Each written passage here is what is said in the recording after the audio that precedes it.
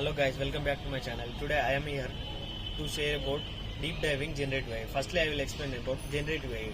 So the generative AI is an artificial intelligence that helps you to make and create new and original content such as text, images, music, etc. So some applications of the generative AI are ChatGPT, OpenAI, etc. Today I am going to explain about ChatGPT. So the ChatGPT stands for Generative Predefined Transformer. So nowadays we are using the ChatGPT in most of the cases. It can help us to answering questions and providing suggestions. So without ChatGPT, our day doesn't start and our day doesn't end. ChatGPT is an AI-powered chatbot that helps you to generate responses like those humans would provide in a text box. Today I will explain about the 5 main use cases of the ChatGPT. So firstly, you can use this ChatGPT in conceptual understanding. Are you struggling to understand any concept? Ask ChatGPT your question. So it will explain in simple and neat manner.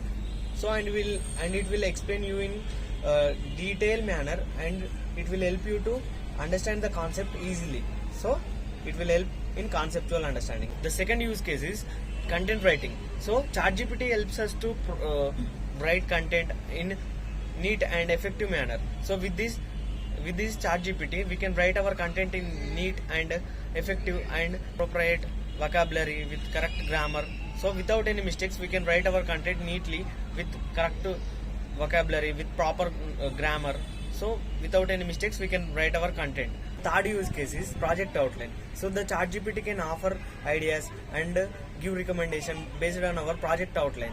So and based on our project requirements. So it helps us to design our project simply and in effective manner. Use case is time management.